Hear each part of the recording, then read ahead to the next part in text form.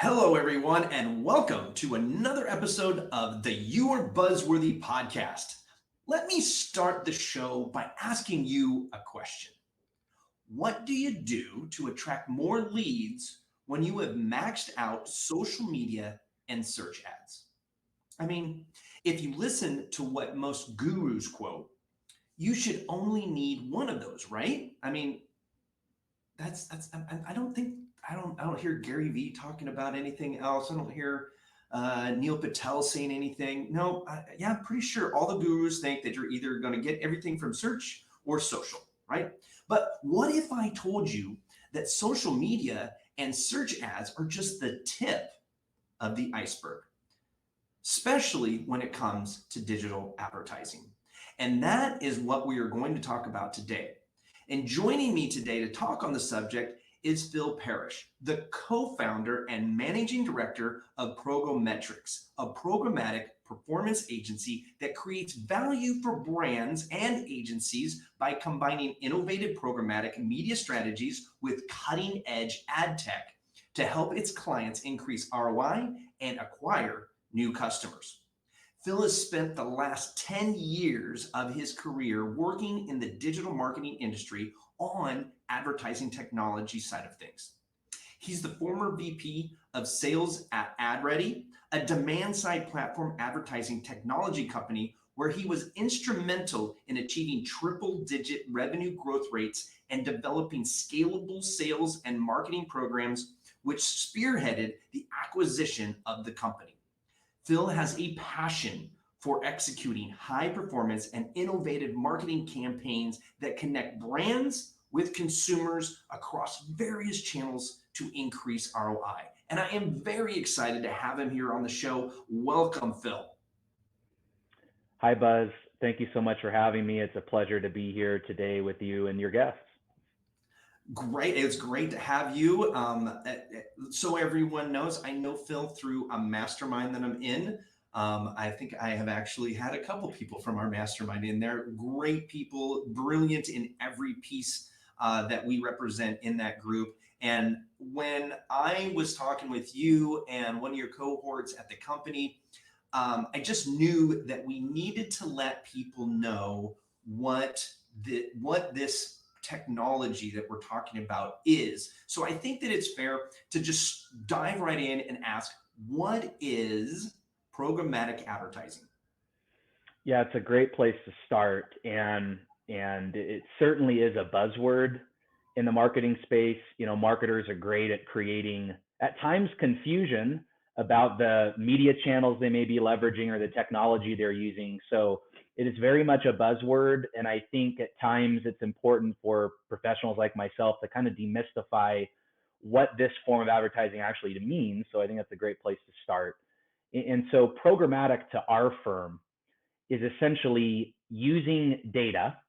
So audience segments, it could be first party data, it could be data segments that you are purchasing from third parties. Think of Oracle, MasterCard, Blue Kai, companies like that, to target ads in a variety of formats with precision. So micro targeting ads to your target audience based on whatever criteria that target audience fits across a variety of premium websites, mobile apps, connected devices, streaming technologies.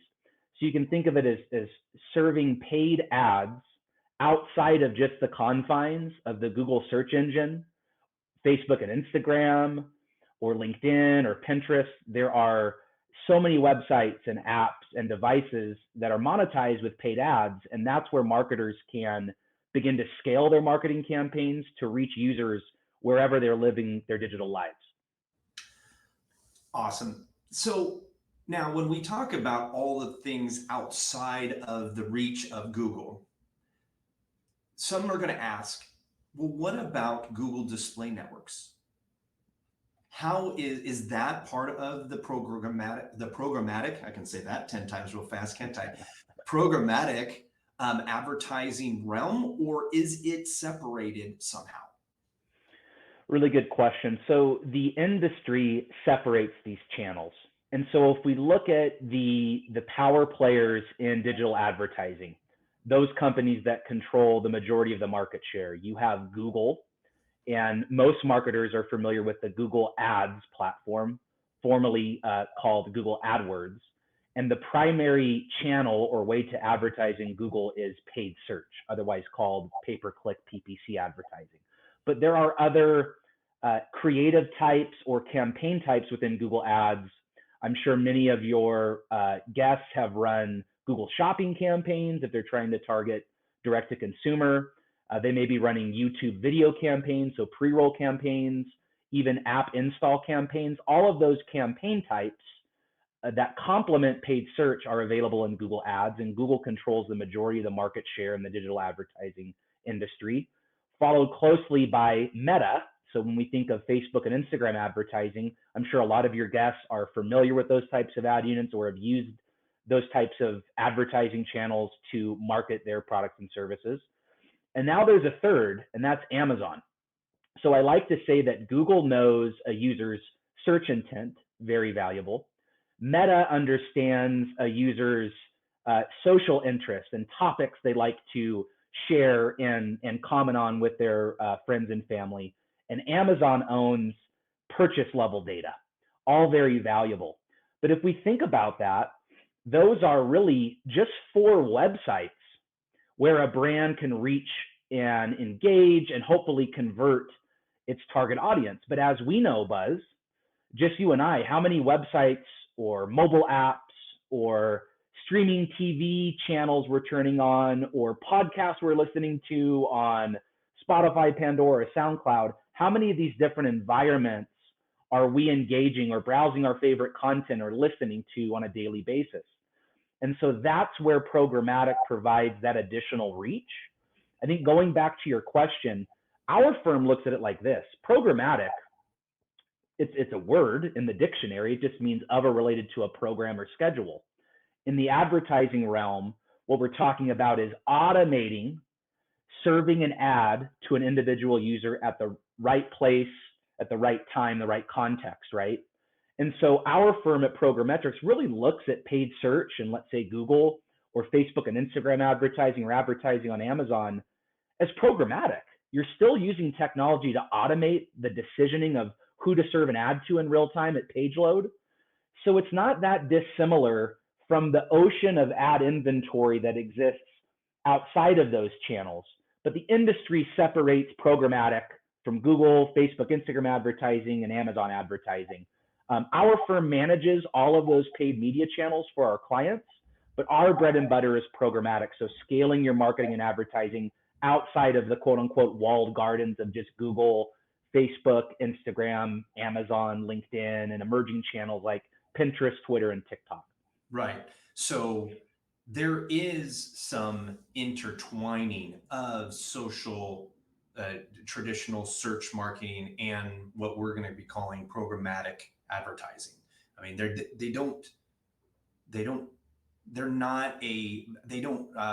what's the word I'm looking for? They operate in vacuums, right? You can take information from what you're doing on social media and feed it into programmatic.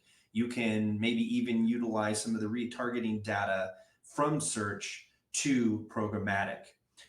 So I think that kind of leads me to my next question, which is when should businesses start looking at programmatic advertising as an option in their marketing strategy? Yes, and to your earlier point, there is certainly connective tissue between each of these. You can think of them as disparate media channels. And by that, I mean, as a brand, and it depends on your maturity, where you're at as a business, what your marketing budget may be. But as a brand, isn't it more valuable to be able to reach the right user who might be in market and actively searching for your products and services and being able to display a text-based search ad to them on the first page of the Google search engine results page, right?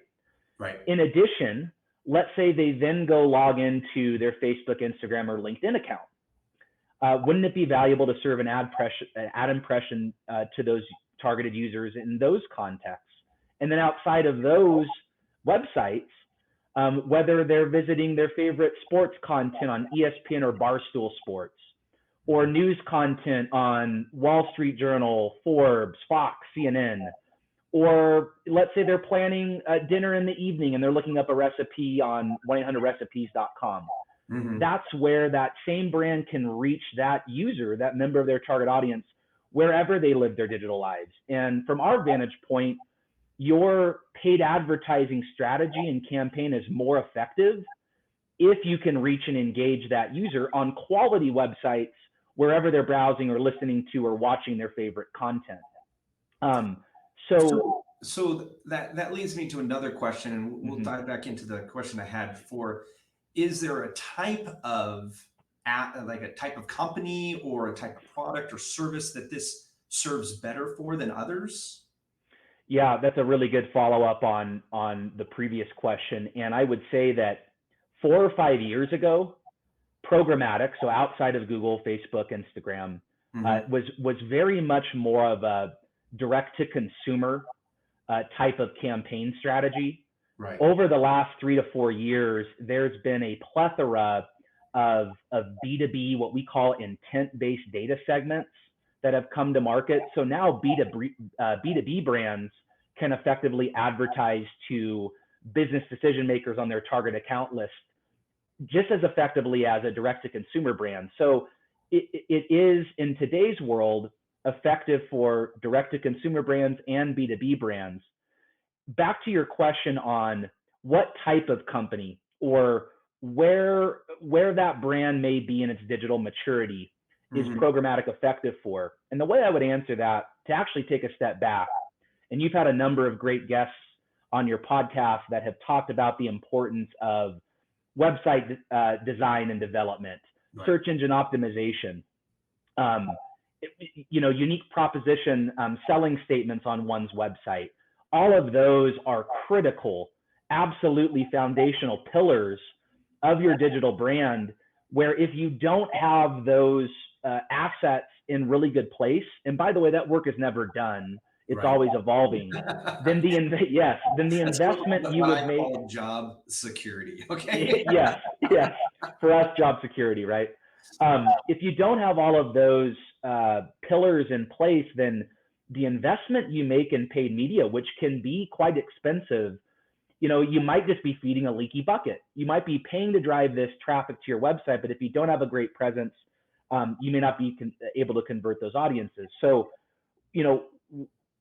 what type of advertising, or is programmatic advertising good for a certain type of brand? And I would say, once that brand has built a great website presence, there is a underlying tactic in programmatic, what we call retargeting or remarketing, that we believe every brand should be leveraging alongside their paid search advertising campaigns or Facebook and Instagram advertising campaigns. And you mentioned the Google Display Network, which is a campaign type within the Google Ads platform. And I imagine a lot of your guests are most familiar with the Google Display Network. But in that network, a company or brand can install a JavaScript code on their site. And once users make it to their website, they can anonymously cookie those users, add them to a retargeting pool. And once those users or members of their target audience bounce, let's say before converting, no matter what that conversion point is, whether it's a product purchase, a form submission, a downloadable asset on the website, whatever the conversion point may be, you're not going to convert all of your traffic upon first visit. In fact, the vast majority of users making it to your website for the first time are going to bounce before they convert. And so through retargeting or remarketing, you can serve ads to users as they browse other websites to keep your brand top of mind. So that is a tactic within programmatic advertising that we believe every brand should be executing alongside their search and paid social campaigns. And then we can expand on other tactics our firm uses that may be more appropriate for a brand that is growing its advertising investment. They're looking to scale and drive more users into their funnel. They've been running paid media for a period of time, and they're struggling to kind of scale their paid search or social campaigns. Well, there are other tactics in programmatic advertising beyond just retargeting or remarketing, where perhaps a more mature brand with a bit more budget flexibility can invest in other tactics to drive net new users into their funnel. So, okay, so one more qualifying question then, because I think it's really important to understand at what ad spend level is a business going to be able to afford programmatic? Because this is not something you just kind of tiptoe in. I mean, everything you just talked about, remarketing, retargeting, on top of ads for search and social and stuff like that. What type of annual budget, or maybe even just a monthly budget, should people start if they're spending X amount? What is that X amount they should start looking at integrating programmatic?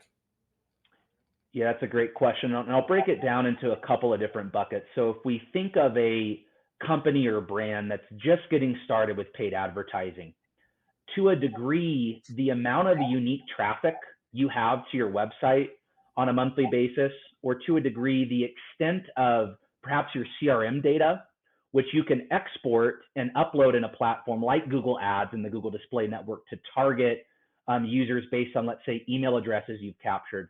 To an extent, my earlier point on the tactic of retargeting and remarketing is only as scalable as the amount of users within that pool.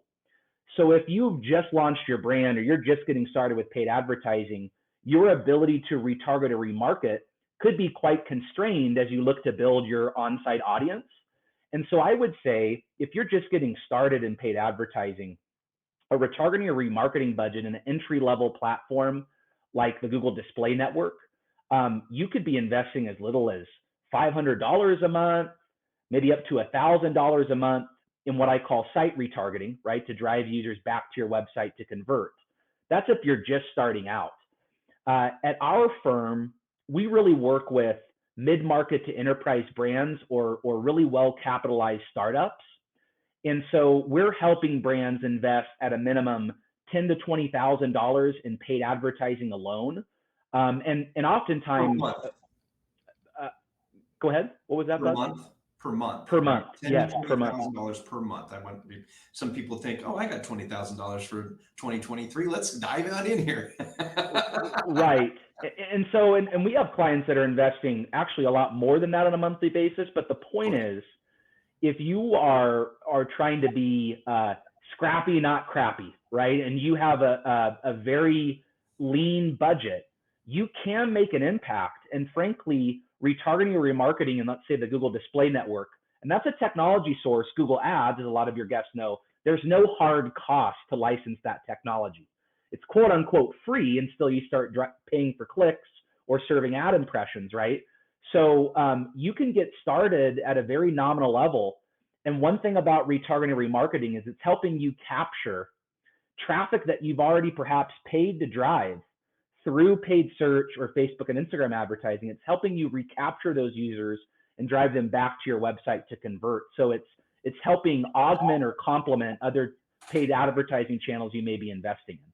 Yes, I love it. So now we're talking about companies that are either well-funded, so they maybe have some VC backing or friends and family, venture capital, that type of thing, or they're established businesses that have cash flow.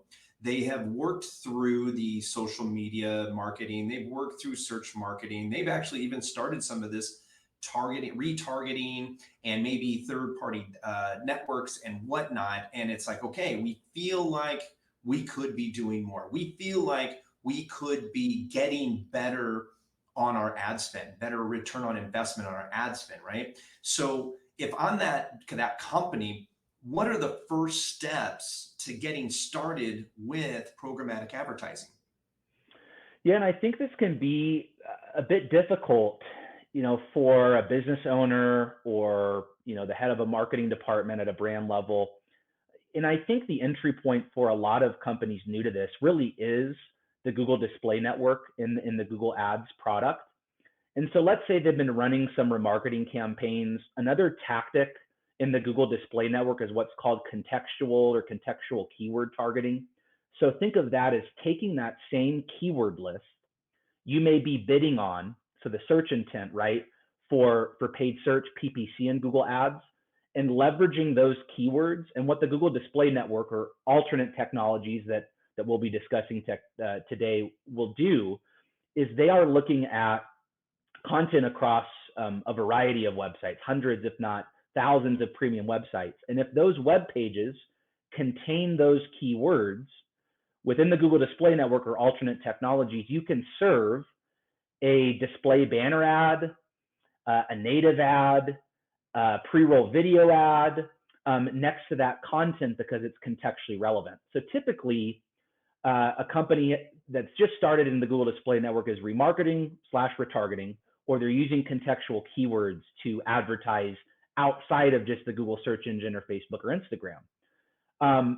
Once a brand has, optimized that to the best of their ability, or maybe they're looking to advance their strategy and they're looking to invest more in this, let's call it programmatic advertising channel, I think there's a few things that business owner or marketer can do. I would really recommend that they search for two different types of companies that can help them. Programmatic agencies, so advertising agencies that go to market and truly specialize in programmatic advertising. And I will tell you that is a much smaller pool of advertising firms that know really what the hell they're doing with programmatic, compared to thousands of agencies that do a really good job managing paid search or paid social campaigns for clients. So that is one form of research I would do is identifying or researching advertising agencies that have a true proficiency and authority in programmatic advertising. And then separately, you can search for advertising technology companies in the programmatic ad space. The preferred programmatic media buying platform we leverage at PrograMetrix is a company called The Trade Desk. They are a publicly traded firm on NASDAQ, and they've grown. They've been one of only a handful of ad tech companies that had a really successful IPO. For a variety of reasons, our firm uses The Trade Desk, but there are various other competitors to The Trade Desk. And in fact, Buzz, I mentioned earlier that the Google Display Network is very much Google's kind of entry-level mom and pop tool for display advertising or programmatic advertising. Google has a much more robust advertising technology platform called Display and Video 360. They go to market as DV360. And that's where a brand has to invest in the actual ad tech alongside high levels of minimum media spend per month. So I would encourage brands to look for either type of firm, an agency that is specialized in programmatic or an ad tech company. And if I can expand on that, Buzz, I think there's trade-offs in what that owner or marketer will find in evaluating both types of firms. One, as I mentioned earlier, it's harder to find an advertising agency that is truly proficient in programmatic. A lot of agencies are now coming to market and claim that they can provide programmatic advertising services, but what a lot of them do is outsource the campaign management to their preferred technology vendor. So it's hard to find those agencies that have true proficiency. I think on the ad tech side, so if you're talking to the technology source directly, ad tech companies are built to sell and scale. And what they hope is that their platform will be used as a self-service tool. But what is, I think, very challenging for brands that are trying to up their game in the programmatic space and looking to adopt more robust tools like the Trade Desk or DV360 or Criteo or MediaMath, et cetera, is that these systems are a lot more difficult, more robust. You have more features, bells and whistles than Google Ads or Facebook or Instagram advertising account. And so I think brands look to license these tools and they say, wow, this is going to be a lot of work. We really have to staff for this internally. And so it creates some challenges. But I think where brands struggle with the technology, going directly to the technology source, is that these tech companies, their account managers are riddled with 20, 30, 40, 50 accounts. And there's no way that account manager can go to the level to provide the strategy and hands-on keyboard optimization, like I like to call it, really hones in and makes your campaigns effective. So I think there's trade-offs in the industry from a business owner or brand marketer that's trying to evaluate, hey, we're looking to scale and grow beyond the Google Display Network. What type of company should I choose to partner with? Is it a advertising agency that really has a specialty offering and knows what they're doing in programmatic, or should I go to the technology source directly? And there's pros and cons to each. And if you care to, we can dive further into that. But that's where I would advise business owners or brand marketers to start with if they're looking to advance their programmatic advertising strategy and execution. Boom. Okay, there you go. You could probably talk about this all day long. I've done so for over 10 years now. No, I totally get it. Awesome. Okay, and then I'll put a call to action. We've had the ticker on there for you, so you're good to go. That is it. Awesome. Done. We are ready to go. I'm going to end recording.